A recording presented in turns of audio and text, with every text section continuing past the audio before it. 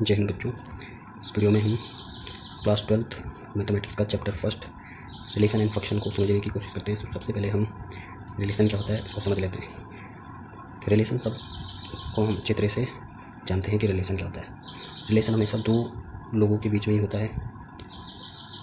जैसे पिता पुत्र का रिलेशन होता है, माता और उसके पुत्र का रिलेशन होता है, ऐसे गुरु और शिष्य का रिलेशन होता है। अब यहाँ पे मेरे पास पेन है और ये पेपर है, तो यहाँ पे पेन और पेपर का संबंध है। पेपर और पेन का संबंध इसलिए क्योंकि हम पेन से पेपर में लिखते हैं, इनके बीच एक संबंध है लिखने का। लेकिन मैथमेटिक्स में संबंध क्या होता है, रिलेशन क्या होता है, इसको हम देखते हैं। तो चलिए रिलेशन क्या होता है इसको समझने की कोशिश करते हैं। Let A and B are any two set. हमने कोई भी सेट ए और बी ले लिए हैं। Then subset of A cross B. Subset of A cross B. A cross B यहाँ पे हमारा कार्टेशियन प्रोडक्ट है ए और बी का। जो हम सेट लेंगे उन दोनों का कार्टेशियन प्रोडक्ट निकालेंगे और कार्टेशियन प्रोडक्ट के जो सबसेट होंगे, अगर हमारे पास दो सेट है ए और बी, उन दोनों का Cartesian product A cross B अगर हम निकालें तो ए क्रॉस बी के जितने सबसेट होंगे उनको हम रिलेशन कहेंगे ए से बी में। ठीक है, तो डेफिनेशन क्या करें, let A and B are any two sets, then subset of A cross B is called relation from A to B. चलिए इसको एग्जाम्पल से देखते हैं। हमने यहाँ पे दो सेट कंसीडर किए हैं। Let A is equal to 1 and 2। A set में दो एलिमेंट है एंड सेट बी में 3 4 5 यहाँ पे 3 एलिमेंट्स हैं हमारे पास। तो देन सेट ए और बी का अगर हम कार्टेशियन प्रोडक्ट निकालें तो ए क्रॉस बी से इसको डिनोट करते हैं। तो ए क्रॉस बी कैसे निकलता है, ए का पहला एलिमेंट, बी का फर्स्ट एलिमेंट, फिर वन का फर्स्ट सेट ए का फर्स्ट एलिमेंट और बी का सेकंड एलिमेंट को पेयर में ले लिया, फिर वन को 5 के साथ पेयर में ले लेंगे। इसी प्रकार सेकंड एलिमेंट बी के फर्स्ट एलिमेंट के साथ यहाँ पे पेयर बना रहा है, 2 को 4 के साथ ले लिया, 2 को 5 के साथ लिया। इस तरह से कार्टेशियन जो प्रोडक्ट होता है उसको हम पेयर में लेते हैं और पेयर में लेके उनसे एक सेट बनाते हैं। तो Cartesian product A cross B क्या होता है, ये सेट होता है, लेकिन जिसमें जो एलिमेंट लिए जाते हैं वो पेयर के फॉर्म में लिए जाते हैं। तो यहाँ पे हमने ए और बी का कार्टेशियन प्रोडक्ट निकाल लिया है। अब हम इस कार्टेशियन प्रोडक्ट से कुछ सबसेट लेंगे और वो रिलेशन है या नहीं इसको चेक करेंगे। तो हमने यहाँ पे पहले एक रिलेशन R1 डिफाइन किया। R1 के हमने कुछ एलिमेंट ले लिए पेयर के फॉर्म में 1,3 एंड 2,3। तो जो R1 है ये रिलेशन है या नहीं है इसको चेक करने के लिए रिलेशन को ए क्रॉस बी का सबसेट होना चाहिए। अब क्योंकि जो रिलेशन के अंदर एलिमेंट्स है वो कार्टेशियन प्रोडक्ट में भी दिखाई दे रहे हैं, 1,3 दिखाई दे रहा है, 2,3 भी दिखाई दे रहा है, तो इसका मतलब जो रिलेशन के एलिमेंट्स है वो हमारे Cartesian product A cross B में हैं। तो हम कह सकते हैं कि जो रिलेशन R1 है वो सबसेट है ए क्रॉस बी का। तो हम कह सकते हैं कि ए से बी में एक रिलेशन R1 डिफाइन है। इसी तरह से हम एक रिलेशन R2 कंसीडर कर लेते हैं और रिलेशन R2 के अंदर हमने कुछ एलिमेंट्स लिए हैं। अब हम देखते हैं कि जो ये एलिमेंट्स हमने R2 के अंदर लिए हैं, रिलेशन R2 के अंदर लिए हैं, क्या वो ए क्रॉस बी में है।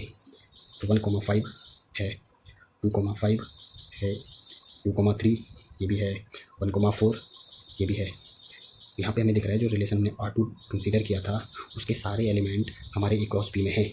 तो हम कह सकते हैं कि R2 वो सबसेट है ए क्रॉस बी का। और हमें पता है कि कोई रिलेशन जब सबसेट होता है ए क्रॉस बी में, ठीक है, तो यहाँ पे क्या कहा, ए से बी में एक रिलेशन डिफाइन होता है।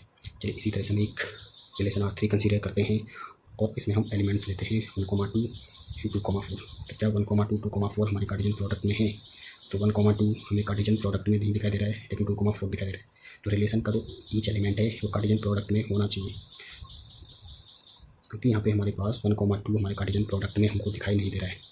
तो इसलिए जो रिलेशन R3 है ये ए से बी में रिलेशन नहीं है, क्योंकि R3 जो है वो ए बी का सबसेट नहीं है। ठीक है, चलिए यहाँ पे एक इंपॉर्टेंट नोट से जो 1 नंबर के क्वेश्चन मैं आपको पूछ सकता है। If set A has m elements, अगर कोई सेट ए है उसमें m एलिमेंट है तो then number of subset of A, तो उस सेट के कितने सबसेट बनाए जा सकते हैं। तो बनाए जा सकते हैं 2 की पावर m। अगर कोई सेट है ए उसमें 2 एलिमेंट हैं तो उस सेट ए के हम कितने सबसेट बना सकते हैं, हम बना सकते हैं 2 की पावर 2, 2 की पावर 2, क्योंकि हमारे जो ए सेट था उसके अंदर हमारे पास 2 एलिमेंट थे। तो 2 element m number of elements हमारे पास 2 है, 2 को यहाँ रखेंगे तो 2 की पावर 2 यानी 4। अगर कोई सेट ए है उसमें 2 एलिमेंट है तो उसके सबसेट होंगे 4। इसी प्रकार से कोई सेट बी है जिसमें हमारे पास n एलिमेंट है तो बी के सबसेट कितने बनेंगे, 2 की पावर n। अब सपोज कर लो कि सेट बी में 3 एलिमेंट्स हैं, तो 3 एलिमेंट्स हैं तो बी के कितने सबसेट बनेंगे, तो बी के सबसेट बनेंगे 2 की पावर 3।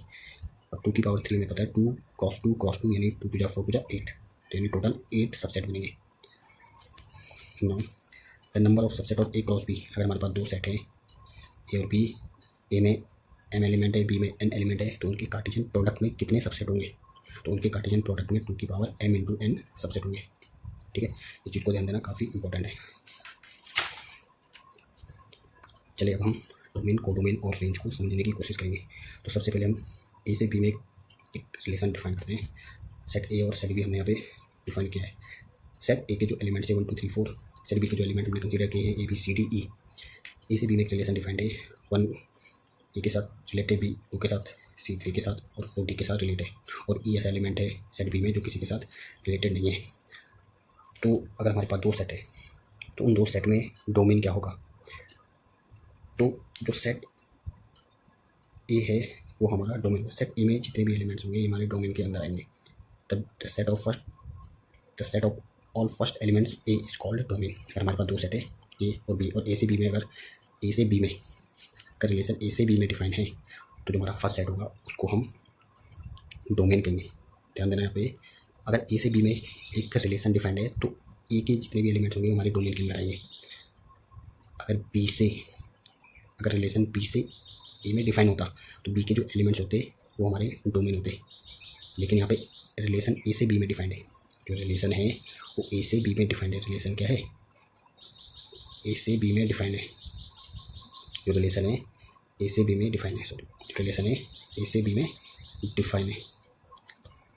जो रिलेशन है यहाँ पे ए से बी में डिफाइन है, इसलिए जो पहला सेट ए है वो हमारा क्या हो जाएगा, हमारा डोमेन हो जाएगा। रेंज क्या होती है, सेट ए के जो एलिमेंट सेट बी में रिलेशन बना रहे हैं, यहाँ पे सेट ए और सेट बी है, तो सेट बी के जो एलिमेंट्स ए के साथ रिलेटेड है, बी के जितने भी एलिमेंट्स ए के साथ रिलेशन बना रहे हैं उन सारे एलिमेंट्स अगर हम एक सेट बनाएं तो उस सेट को हम क्या बोलेंगे, वहाँ पर उसको रेंज कहेंगे। ठीक है, तो सेट बी के जो एलिमेंट्स ए से रिलेटेड है उनमें से हमने एक सेट बनाया जिसको हम रेंज कहेंगे। तो रेंज क्या होगी यहाँ पे, ए बी सी डी, क्योंकि ए बी सी डी ही क्या होते हैं, रिलेट हो रहे हैं फर्स्ट